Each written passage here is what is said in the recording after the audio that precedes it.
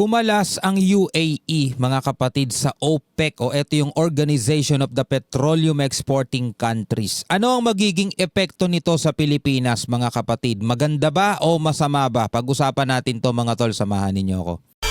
I'm just a young nigga chillin' on it. First time I seen ice was a So merong report, mga kapatid, mula rito sa UNTV News. And ito, maganda tong mga ganitong mga bagay para malaman natin kung ano nga ba ang posibleng maging epekto nitong pinakamainit na balitang ito, mga tol, na kung saan ang UAE o United Arab Emirates daw ay kumalas na dito sa organisasyon na to ng petroleum exporting countries. No? Kumalas na sila dyan. So ang tanong, ano ang magiging epekto nito sa Asia? Lalo na, mga kapatid, dito sa ating bansang Pilipinas. Panoorin natin itong balita. Iiwan na ng United Arab Emirates ang Organization of Petroleum Exporting Countries o OPEC, epektibo sa Mayo 1 ngayong taon. Ayon sa pahayag ng UAE, ang pagkalas sa OPEC ay kasunod ng masusing pagsusuri sa polisiya nito sa produksyon ng langis at ng pansariling interes ng ikauunlad ng ekonomiya nito. So bukas na, May 1. Kakalas na sila sa OPEC. At makatulong din sa ibang bansa na higit na nangangailangan ng langis. Ang OPEC ay isang koalisyon ng mga bansang nagpo-produce at nagsusupply ng langis sa mundo upang pag-isahin ang mga polisiya ng mga oil producers at mapanatiling stable ang presyuhan sa merkado. Nabuo ang grupo noong 1960 sa pangunguna ng Saudi Arabia at mga bansang Iran, Iraq, Kuwait at Venezuela. Taong 1967 nang sumali ang UAE.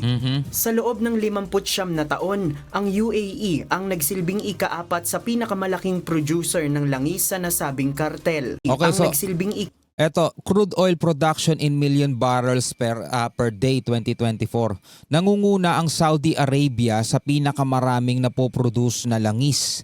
Sumunod ang Iran, sumunod ang Iraq at pang-apat ang UAE bago ang Kuwait at Nigeria. Ngayon, umalis na tong UAE. So ano nga yung magiging epekto nito sa atin? ika-4 sa pinakamalaking producer ng langis sa nasabing kartel. Sa isang panayam, sinabi ni UAE Energy Minister Suhail Mosru na nais din nilang tugunan ang pangangailangan ng mga bansang nakikipag-ugnayan sa kanila para sa supply ng krudo na hindi nila mapagbigyan dahil sa polisiya ng OPEC. Okay. So merong mga bansa na nakikipag-ugnayan dito sa UAE at gustong bumili ng langis sa kanila, subalit hindi nila mapagbigyan kasi nga under sila ng policy nitong OPEC. Meron silang parang limit lang na pwedeng i-produce, mga tol, no?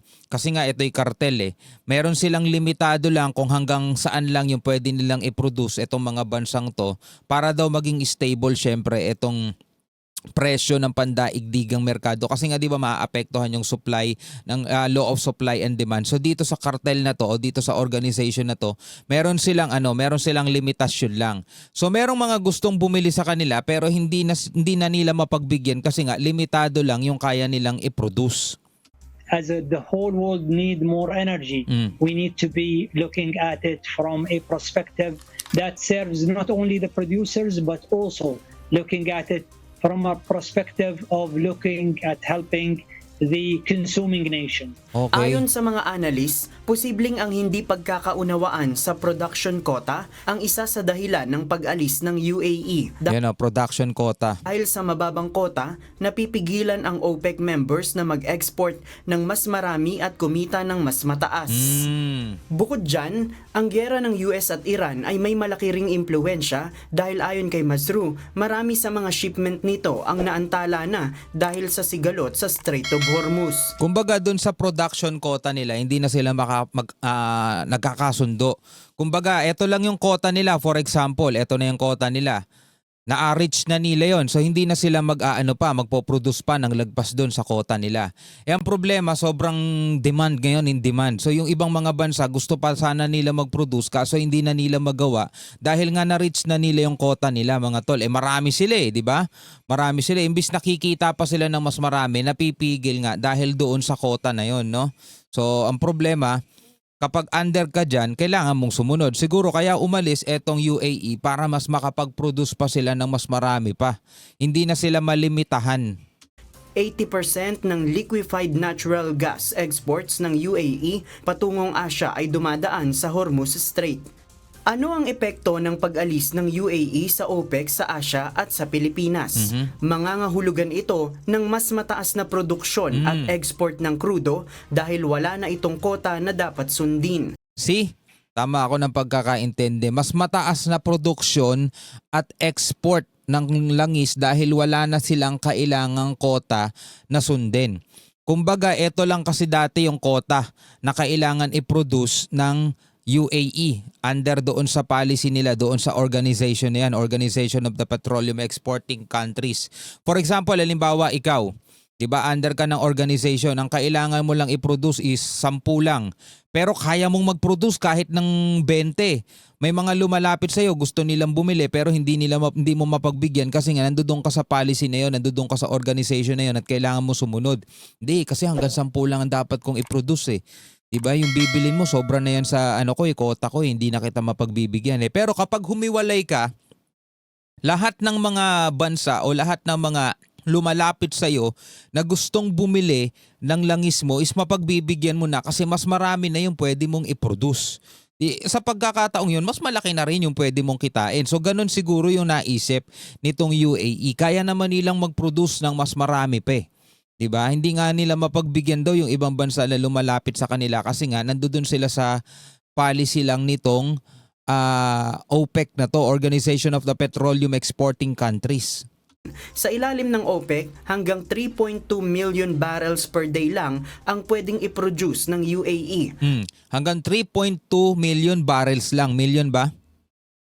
Dahil wala na itong kota na dapat sundin. Sa ilalim ng OPEC, hanggang 3.2 million barrels per day lang ang pwedeng i-produce ng UAE. So under OPEC, hanggang 3.2 million barrels lang ang pwede, ang allowed na i-produce ng UAE. No? Pero kaya nilang mag-produce ng mas marami. Kaya nilang mag-produce pa ng higit. Higit pa doon sa quota nila, doon sa 3.2 million na yon. So kumbaga nasasakal sila doon. No? Parang napipigilan yung kanilang production capability. Kaya naman nila mag-produce ng mas marami. Pero dahil nga parang nalilimitahan lang sila doon, kaya siguro sila umalis. Sa pag-exit nito, posible na itong abutin ang target na 5 million barrels per day. Higit na makikinabang dito ang Asya na isang major oil-consuming region. Ang mga bansang nakasalig ng malaki sa UAE crude oil ay ang Japan, India, China, South Korea at Thailand. Kung mananatiling limitado ang export sa Strait of Hormuz, gagamitin ng UAE ang Fujairah Pipeline, isang independent export route na kayang makadagdag ng 2 milyong bariles kada araw sa produksyon ng bansa. Nice. Positibo ang mga eksperto na sa dagdag supply mula sa UAE ay mapapababa nito ang presyo ng langis sa pandaigdigang merkado. Kasi nga, law of supply and demand. Kapag konti lang ang supply, mataas ang demand, mataas ang presyo.